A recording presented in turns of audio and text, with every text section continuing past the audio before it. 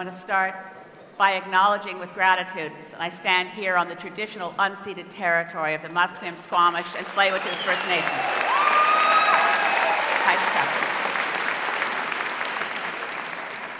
Amid all the fun, exciting, and emotional talks you're going to hear today, I get to tell you about voting systems.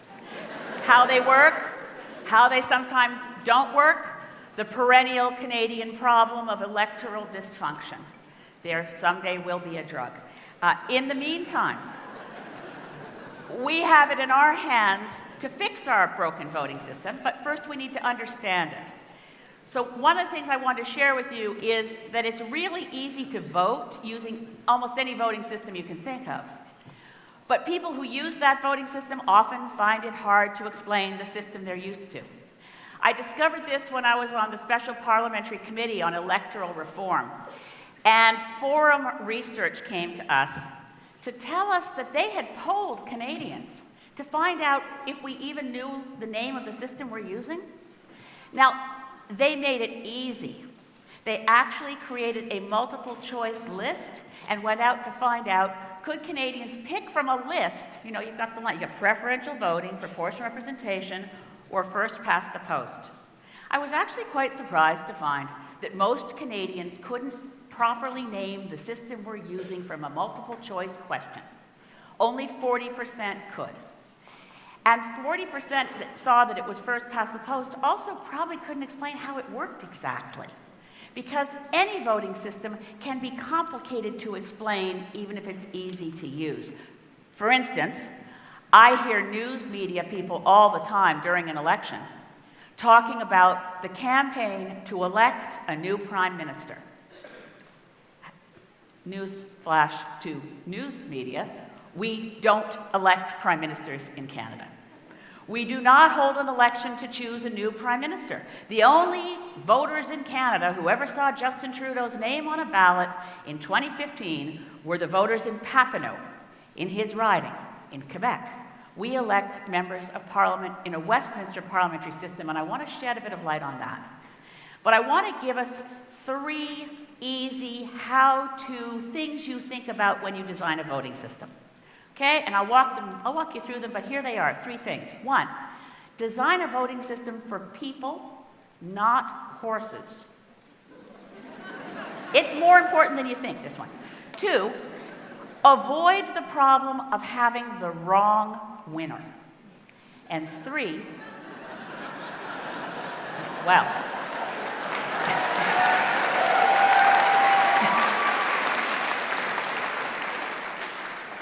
I think you already are ahead of me on this. But 3, come up with a voting system that's designed for voters, not for political parties. So let me start with the first one. What about horses? Why do we have so much horsey stuff in our voting system? We talk about the ridings. We have ridings across Canada, and each riding elects an MP. And then we have the electoral system we use, first past the post. Well, riding is about how much of a district in the olden days you could ride around on horseback, I guess to either collect the votes or go back to tell your constituents what you've been doing. And first past the post is a term from horse racing term. So all of these strange things that were going on were involving horses. Now, first past the post is actually a rule that was that the first horse that got its nose over the line would win all the money, even if that horse was later disqualified. I found this from a book published in 1880 called Racehorse in Training. You could probably find it too.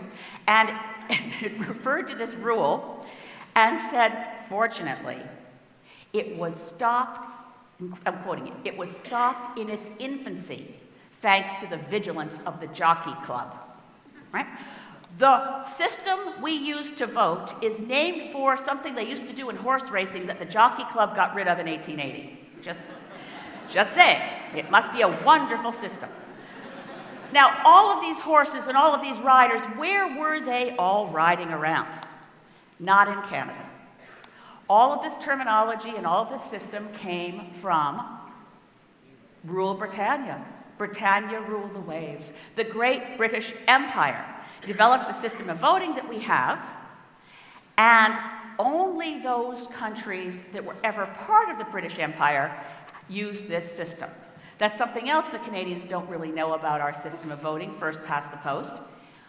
Most modern democracies don't use it. They don't go near it. There are many reasons why not, and I'll get into some of those, but it's a hand-me-down. Now, in 1867, which we all know because it is now, yay, 150th birthday of Canada, recognizing that there were other people here first. I just like to remind us of that when we celebrate the 150th birthday. But our Constitution, the British North America Act, 1867, said Canada's Parliament shall be elected using the system we're using now at Westminster until such time as the Canadian Parliament decides on its own system. 150 years and counting, we are essentially still wearing Queen Victoria's old hand-me-downs. We have not improved on it, and it's not as though parliaments haven't tried. I was, again, something I learned from being on the Special Parliamentary Committee on Electoral Reform. The first time the Canadian Parliament studied our voting system was in 1921. And they concluded that in any democracy with more than two parties, which Canada had 3, 4, 5 parties since the early part of the 20th century, that in any system with more than two parties, first past the post did not work. It was a bad system for Canada. But we didn't take it forward to figure out what would be a good system. Well, let me take you to the second problem, the problem of the wrong winner. Now, it's been on our minds a lot lately. I know you're all thinking of it. And Best Picture goes to La La Land. Oh my God, the consternation. You saw it, the cast and crew of La La Land are on stage giving their thank yous, and then there's people with headsets and they're running around behind. It's like, it's a mistake. It's a mistake. They're not the real winner. Don't you just wish that when Donald Trump put his hand on the Bible,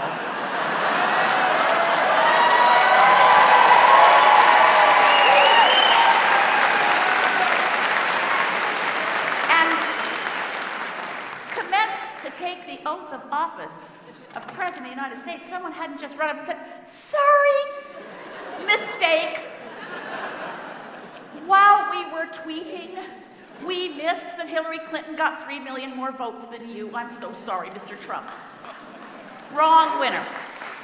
Now, the wrong winner problem, amazingly enough, yes, the United States of America threw off the British Empire, had a whole revolution about it, got rid of King George III, but what the heck? They kept first past the post. And they made it even weirder by creating the Electoral College. So some of you, and I think a lot of Canadians often think as we look at other countries, we can feel a bit smug. We can say to ourselves, well, that couldn't happen here. Not only could it happen here, it has happened here. The wrong winner problem happens because under first past the post, the way we vote separates the seat count from the popular vote. So in 1957, John Diefenbaker, by popular vote, lost the election that he won. The Liberals under Louis Saint-Laurent had more votes than John Diefenbaker, and literally we could say, and the rest is history, Diefenbaker became Prime Minister. In 1979, the Progressive Conservatives under Joe Clark had fewer votes than the Liberals under Pierre Trudeau. But it was one of those wrong winner problems, and the Liberals lost the election even though they won the popular vote. The wrong winner problem is really quite confusing. It's happened a lot. It's happened in the UK. And if you wonder why it is that New Zealand, a Commonwealth country with a constitutional monarchy just like us, Her Majesty is their head of state, and a Westminster system of electing members of Parliament, if you wonder why New Zealand has proportional representation, fair voting under the system they picked, mixed member proportional, probably because in the late 70s and early 80s, They got 2 wrong winner elections in a row. 2 times in a row, the people of New Zealand voted for a party and gave more votes to the party that lost. It can happen here. It has happened here. We really need to be concerned about having a system that can deliver to us a government with the wrong winner. And even, in some ways, an almost bigger problem is the problem of the wrong big winner. When a minority of the voters vote for a party that manages to accumulate the majority of the seats, and that's when you have a majority government that doesn't have the support of the majority of voters. It's easy to see how it happens. If you're going riding by riding, a lot of those votes disappear. Now, I'll give you an example. In 2015, there's a group of MPs who were elected in their own ridings with less than 29% of the popular vote. 28.6, 28.8. They were competitive. I'm not saying we are all equal as members of parliament. It doesn't matter how much we carried our own riding by, we're equals. But when you're in Quebec with a strong campaign for Bloc, a strong campaign for Liberals, a strong campaign for Greens, well, you can see how it happens. You can win your seat, leaving 72% of the voters in your riding with their votes not counting. That's how you accumulate this big distance between the seat count and the popular vote. So point 3. You're designing a voting system, you ought to design it to work for the voters and not for political parties.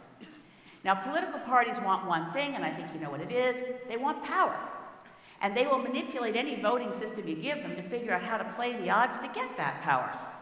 So under first past the post, since it's the seat count that matters and not the popular vote, increasingly in recent years, the big parties know you don't need to go forward to the Canadian public and try to get the majority to agree with you. And you don't need to necessarily listen to the majority of Canadians when they tell you what they want you to do, because you're playing the odds and you're slicing and dicing a targeted message. You're using dog whistle politics. You're using voter suppression. Political parties and the big ones like first past the post because they've got this sense that even if they lose 1 election or 2 elections, eventually it'll be their turn again, right? People talk about politics in Canada all the time, but the phenomenon isn't about people getting excited and voting for what they want. It's about this overwhelming incentive to throw the bums out. And then you get a big sweep in the other direction, and everything the last government does, the new government tries to change. That's what parties like. What do voters like?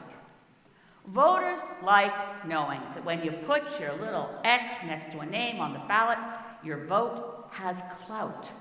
You want to know that your vote means something, and when you vote for a person in your riding to be your MP, or a party whose beliefs you align with your own, and that person represents that, you want to know that your vote is going to count. And if you live in a riding, and you know the stories, you know, you could run a goat with a red sweater, and he'd win in this riding because the Liberals always win, or you could run a dog in a blue sweater.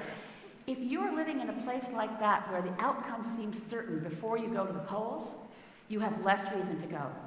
Voters want to know that their vote's going to count and have clout. Second thing voters really want in a democracy should be absolutely obvious that every system should let people vote for what they want. Vote for what you believe in. Vote to send a message. Vote to use your voice. But in first past the post, so often people say, well, I know what I want. I want to vote for that party X, but if I vote for party X, I'm terribly afraid party Y might get in. So I'm going to have to hold my nose and vote for party Z. Now, I don't know about you, but I think when you can't breathe as you vote, it's actually not very healthy. I think it induces nausea, makes it less likely you're going to vote again next time. So voting for what you want should be something we build into a voting system as something that's meaningful. You have your vote has clout. You know you can vote for what you want without getting what you most fear. The third thing that Canadians really want in a voting system is knowing that the way the collectivity of Canadians have voted is reflected in the seat count in the House of Commons. You want to know that the popular vote is reflected in the parliament you get. It's a democracy. That should be considered so basic that we shouldn't still be talking about it. So don't you think, in the 150th birthday, since we were first told as soon as Parliament can get around to it, you can pick a voting system that works for Canada, we ought to have a look at the voting systems that could work for Canada? That we should look at the systems that allow us to keep an MP representing us locally. So just so you know, our committee said ixnay on anything like the system used in Israel where you just vote for a political party. We do want to have, I love that I represent a constituency, people who tell me what they want and I work for them. And my constituents want to know who is their MP, who's their go-to person for everything. Now, that can be protected with mixed number proportional, like they use in Germany and New Zealand, with single transferable vote, clustering the ridings and being able to pick a number of candidates every time you go to vote, electing a number of MPs for a clustered riding. These systems can be tweaked. They will work great for Canada. What we do know is that first past the post is a system that doesn't work well for anyone. So in 2017, for our 150th birthday party, what do you say? Shouldn't we have rules that are at least as fair as what the Jockey Club insisted on in 1880? And shouldn't we have elections?